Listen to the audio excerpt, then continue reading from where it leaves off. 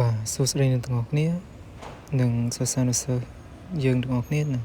ថ្ងៃនេះយើងនឹងរៀនអំពីគោលនយោបាយឈ្នះឈ្នះដែលគេភាគច្រើនចេញនៅក្នុងការប្រឡងបាក់ឌុបអញ្ចឹងកុំឲ្យខាត់ពេលយូរតោះយើងទៅសិក្សាទាំងអស់គ្នាតោះឥឡូវនៅក្នុងសំណួរនេះគេសួរទី1តើគោលនយោបាយឈ្នះឈ្នះបង្កើតឡើងនៅឆ្នាំណាហើយសំណួរទី2តើអ្វីទៅគឺជាគោលនយោបាយឈ្នះឈ្នះ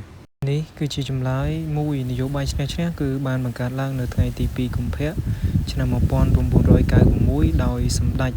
អគ្គមហាសេនាបតីតេជោហ៊ុនសែនឥឡូវយើងបានដឹងហើយថាគោលនយោបាយឈ្នះឈ្នះបានបង្កើតឡើងនៅថ្ងៃខែឆ្នាំហ្នឹងហើយដោយសម្ដេចហ៊ុនសែនឥឡូវយើងចូលមកពិពណ៌នាអំពី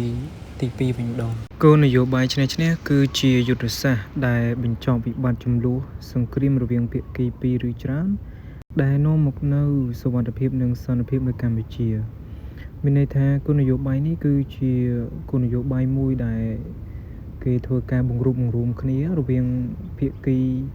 ពីរឬច្រើនហ្នឹងដើម្បីបង្រួបបង្រួមជាតិរបស់យើងឲ្យមានសុខសន្តិភាពនយោបាយនេះឈ្នះទៅទៀតសោតគឺដោយសារសម្ដេចហ៊ុនសែនបានចាប់ផ្ដើមអនុវត្តនៅគោលនយោបាយឈ្នះឈ្នះដោយប្រើយុទ្ធសាស្ត្រ defeat ការធ្វើឯកាការធ្វើសមារណកម្មការបញ្ចប់និងការអភិវឌ្ឍហើយមួយទៀតគឺគោលនយោបាយឈ្នះឈ្នះទទួលបានជ័យជំនះគឺអាស្រ័យដោយការប្រើយុទ្ធសាស្ត្រឬក៏គោលការណ៍ហ្នឹង3យ៉ាងទី1ការធានាអាយុជីវិតនិងរូបរាងកាយការធានាអាជីពនិងមុខរបរការធានាកម្មសិទ្ធិចរណៈទ្រព្យនិងអចលនទ្រព្យហើយទី3គោលនយោបាយនេះទទួលបានជ័យជំនះទាំងស្រុងនៅថ្ងៃទី29ធ្នូឆ្នាំ1998ដែលនាំមកនូវសន្តិភាពជូនកម្ពុជានេះគឺជាសមិទ្ធផលនៃគោលនយោបាយឈ្នះឈ្នះទី1នោះគឺវិស័យនយោបាយសមាហរណកម្មកងទ័ពខ្មែរក្រហមនិងកងទ័ពរដ្ឋាភិបាលធ្វើឲ្យមានការស្ដារប្រទេសជាតិឡើងវិញរំលាយពួកខ្មែរក្រហមនៅតាមព្រំដែនធ្វើឲ្យមានការអភិវឌ្ឍនិងរីកចម្រើនទី3គឺមាតុភូមិនិវត្តជនភៀសខ្លួនតាមព្រំដែននេះគឺជាវិស័យនយោបាយហើយអ្នកទាំងអស់គ្នាអាចបន្ថែមនៅចំណុចនឹងទៀតព្រោះនេះគឺជាចំណុចដែលដកមកសង្ខេបតែប៉ុណ្ណោះនេះគឺជាចំពោះវិស័យសេដ្ឋកិច្ចទី1នៅឆ្នាំ1998ធ្វើឲ្យប្រទេសកម្ពុជាមានសន្តិភាពពេញលេញធ្វើឲ្យមានឯករាជ្យជាតិនិងការបង្រួមរួមជាតិមានសមិទ្ធផលជាច្រើនដែលបានកើតឡើងទៅលើវិស័យឧស្សាហកម្មកសិកម្មពាណិជ្ជកម្មនិងសេដ្ឋកិច្ចមានទំនាក់ទំនងល្អជាមួយប្រទេសក្នុងតំបន់កាលណាបើសិនបើជាប្រទេសជាតិរបស់យើងមានសន្តិភាពហើយសេដ្ឋកិច្ចក៏មានការលូតលាស់ដែរចំពោះវិស័យសង្គមរបស់យើងវិញទី1កម្ពុជាមានសុវត្ថិភាពនិងសន្តិភាពពេញលេញមានឯកភាពជាតិនិងបង្រួមរួមជាតិ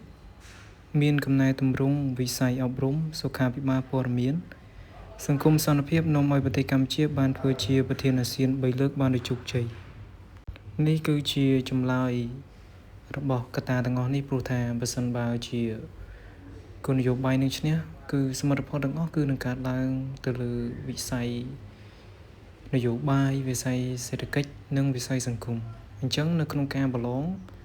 បើសិនបើជាគេឲ្យពិពណ៌នាភាគច្រើនគឺគេលើកតែអំពី3ចំណុចហ្នឹងដែល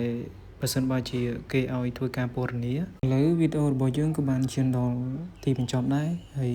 សូមអរគុណអ្នកទាំងអស់គ្នាដែលបានទស្សនានៅវីដេអូនេះហើយបើសិនបើជាមានកន្លែងណាទូខុសក៏សូមមេត្តាអធ្យាស្រ័យទាំងអស់គ្នាហើយបើសិនបើជាមានសំណួរអីអាច comment ឬក៏ចង់ដឹងពីអ្វីអាច comment ខាងក្រោមខ្ញុំនឹងធ្វើ